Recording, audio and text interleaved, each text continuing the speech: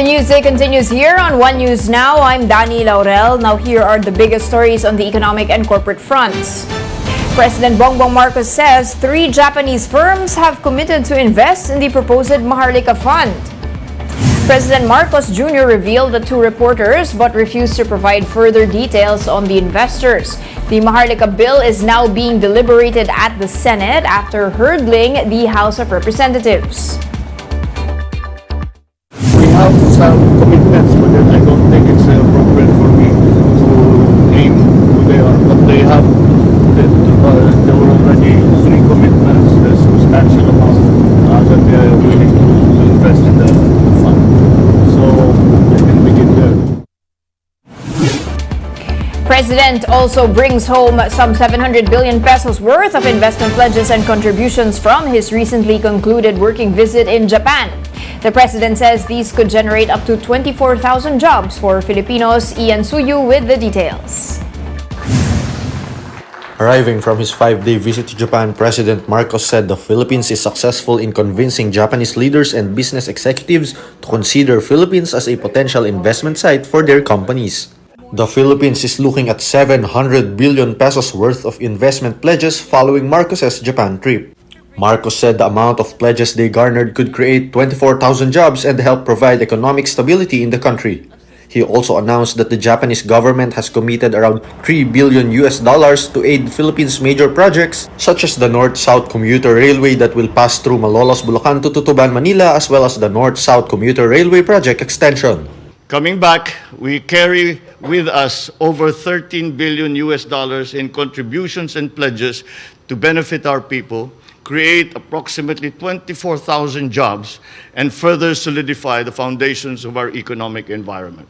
As ever, our partner Japan committed to provide infrastructure development loans for 2 major projects, the North-South Commuter Railway for Malolos to Tuban, and the North-South Commuter Railway project extension. Aside from these, the government floated the possibility of entering a visiting forces agreement with Japan and a possible tripartite agreement with the United States. We have cemented our defense and security relations. We have also covered a great deal of ground in the areas of agriculture, ICT cooperation, and with the signing of bilateral agreements that provide the framework for enhanced mutually beneficial collaboration in many areas. As part of the final stretch of his visit, Marcos met with the Filipino community in Japan and assured them that the Philippines will be able to open more jobs for its citizens. According to the Immigration Services of Japan, there are around 267,000 Filipinos residing there since 2021. And while I know that they are doing well there and are very well respected in their profession, I assure them that this administration is committed to creating more job opportunities in the Philippines so that working abroad will become a career choice and not the only option available to them. For News 5, Ian Suyu, we are One News. The president further vows to review all the investments yielded from his working and state visits abroad. This after the president concluded a 5-day official working visit in Japan. The chief executive says he will momentarily hold off on future trips abroad until his administration has finished going over the deals. President Marcos says they will follow up on the pledges and agreements brought back from Europe, New York, China, and now Japan. Tigil na muna natin because all of us, we are going to sit down and we are going to talk about each and every single project. Lahat yan, kailangan natin balikan, isa-say natin, ano ba talaga dito yung gusto natin? Ano yung mas priority? Ano yung kailangan natin gawin para baguhin to? The Trade Department says several investment deals with Japan are, quote, ready to go. DTI Secretary Fred Pascual said some businesses are already registered with the Board of Investments, but he also noted that other agreements may materialize in the span of the next 3 years. Meron mga iba ready to go. There are those that are plans over the time horizon. I have heard from those Japanese companies you talk to goes to as long as 3 years, within 3 years. Normally, that's the time frame within which big investments are made. Hindi naman buhos bigla yan. Now, Pascual expressed optimism that the possible foreign investments would generate more jobs. Filipino and Japanese officials, as well as Japanese companies, have signed at least 35 investment deals on a wide range of areas of cooperation, that's from infrastructure to transportation and to energy. We bring these various efforts together. That could really translate into something very significant compared to the past years. We cannot afford to be pessimistic about this because our optimism will give us the enthusiasm to work hard so we can address the bottleneck. We'll be back with more stories after the break. Keep it here on One News.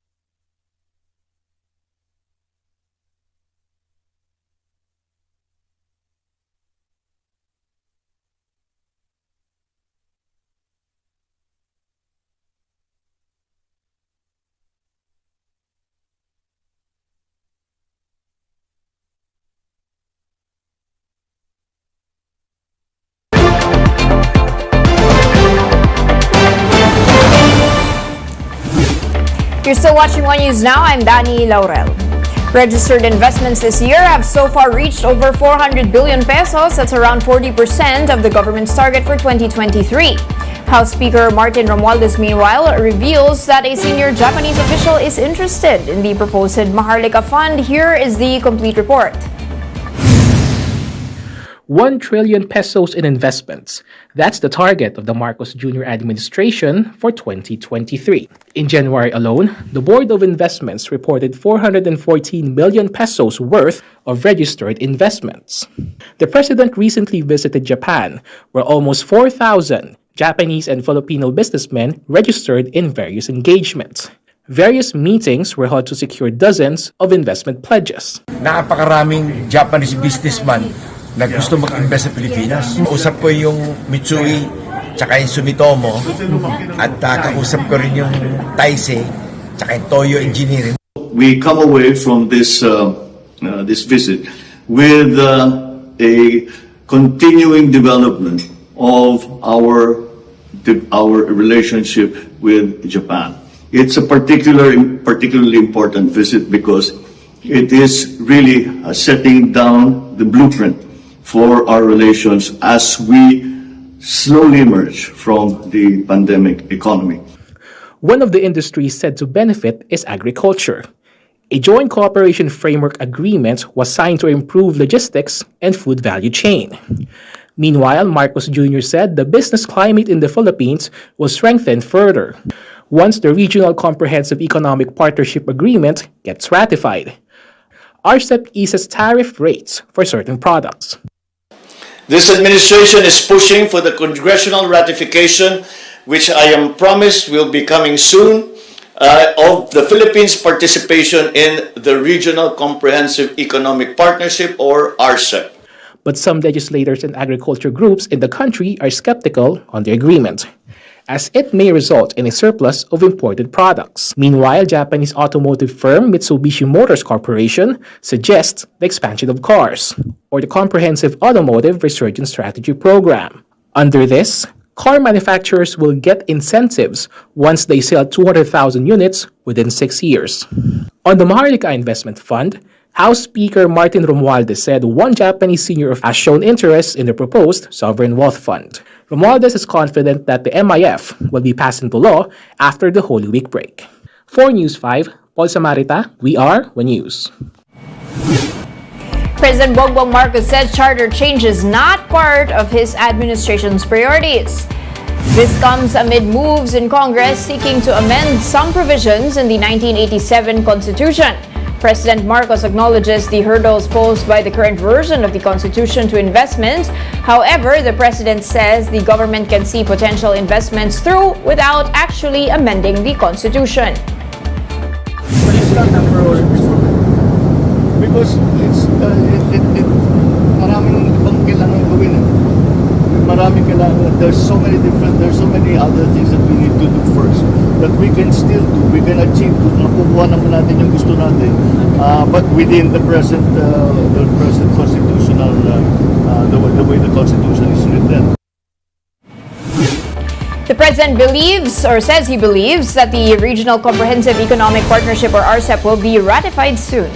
Now, despite this, the president denied efforts in lobbying the RCEP. The president's remark comes after he highlighted to Japanese businessmen how the free trade deal would boost Manila's business climate.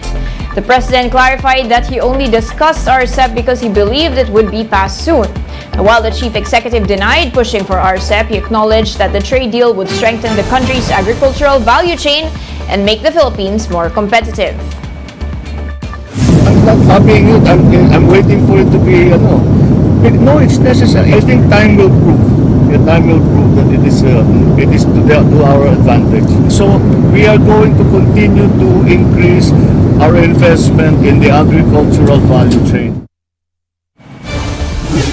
For more updates, visit News 5 The Philippine Star and Business World Online, or visit our website onenews.ph for more in-depth analysis. You can also catch One News on the Signal Play app. Register for a free account now. That's at www.signalplay.com and stream One News live anytime, anywhere. I'm Danny Laurel. Join us again at 2 p.m. We are One News, all sides, all the time.